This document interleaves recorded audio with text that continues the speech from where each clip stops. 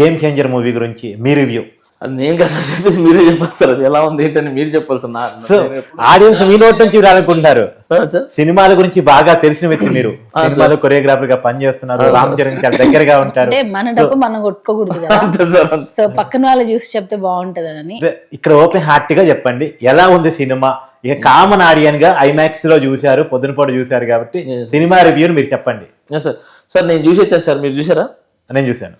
చూసాను, మీరు చెప్పండి సార్ ఎలా ఉంది? అద్భుతం.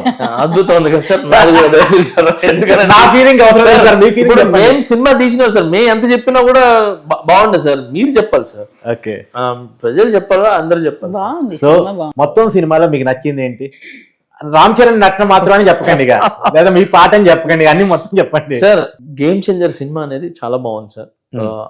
అన్ని ఇది వర్గాలకు నచ్చుతుంది. సో అంటే ఒక వర్గం సినిమా కాదు సార్, అన్ని వర్గాలకు నచ్చే సినిమా సార్. వెళ్ళి సినిమా చూడండి, చాలా బాగుంది, అన్ని బాగున్నాయి సార్. దాంట్లో డాన్స్లు ఉన్నాయి, ఫైట్లు ఉన్నాయి, మంచి మెసేజ్ ఉంది సార్. ఫస్ట్ మెసేజ్ ఉంది, మీరు చూడండి. ఇప్పుడు దీంట్లో పవన్ కళ్యాణ్ గారి క్యారెక్టర్ ని ఇంక్లూడ్ చేస్తూ రాజకీయ నాయకుడిగా రామ్ చరణ్ నటించారు అనేది బయట నడుస్తుంది సార్. అది అంటే ఒక్కొక్కరు అభిప్రాయాలు సార్. అది యాక్చువల్లీ ఈ సినిమా స్టార్ట్ అయిన 3 years బ్యాక్ సార్. అవును సార్. సో అక్కడి నుంచి ఏమేమి ఉన్నాయనేది ఇంకా ఇప్పుడు మనం స్టోరీ చెప్పకూడదు కదా, వెళ్ళి చూస్తే తెలుస్తుంది. కానీ కనెక్ట్ కావాల్సిన వాళ్ళు కనెక్ట్ అయినంత నడుస్తుంది బయట టాక్. ఉంటుంది సార్, అది అంతే సార్. ఉంటే సార్ చూడాలి సార్, అది ఎలా తీసుకుంటారు ఏంటని చూడండి. మొత్తం రామ్ చరణ్ తో ఎన్ని సినిమాలు ట్రావెల్ చేశారు సార్ మీరు మొత్తంగా? నేను అందరితో వర్క్ చేశాను సార్. అందరితో, చరణ్ సార్తో అయితే ఒక ఇది ఫస్ట్ సినిమా రచ్చ చేశాను సార్. తర్వాత నాయక్ బ్రూస్లీ చేశాను సార్. దాని తర్వాత ఎవడు చేశాను సార్.